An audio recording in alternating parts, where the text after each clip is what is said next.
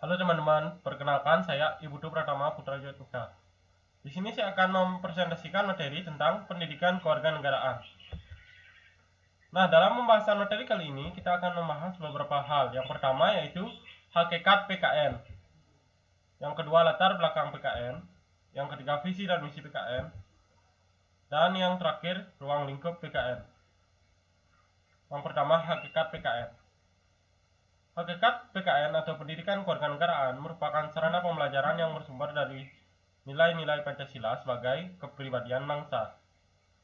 Nah, ini berarti bahwa PKN berusaha untuk menanamkan nilai karakter bangsa kepada masyarakatnya sehingga masyarakatnya dapat mengimplementasikan nilai-nilai tersebut dalam kehidupan bermasyarakat maupun bernegara.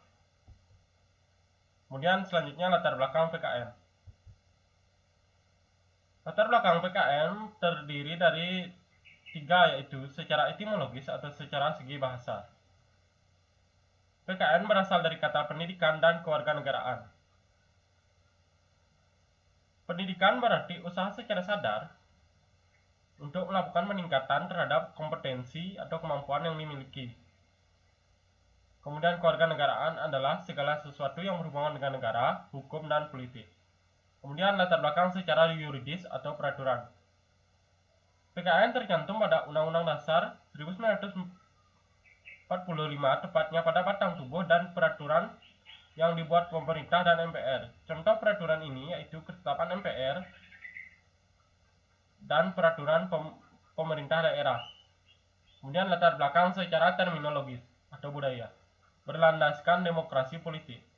Hal ini sesuai dengan negara Indonesia yang merupakan negara demokrasi. Kemudian visi dan misi PKN. Visi PKN. Visi pendidikan kewarganegaraan adalah bertujuan mewujudkan masyarakat demokratis, merupakan reaksi atas kesalahan paradigma lama yang masih menggunakan istilah pendidikan Pancasila dan kewarganegaraan atau PPKN.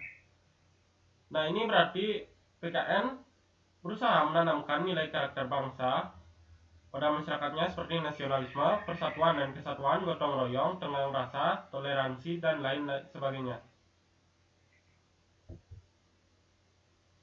Kemudian misi PKN. Pendidikan kewarganegaraan sebagai pendidikan kenegaraan dalam arti sesungguhnya, yaitu civic education. Nah, PKN di sini merupakan pendidikan yang mengajarkan tentang kesusunan negara, peraturan yang berlaku, sehingga ini bisa juga disebut dengan civil education. Kemudian pendidikan kenegaraan sebagai nilai dan karakter.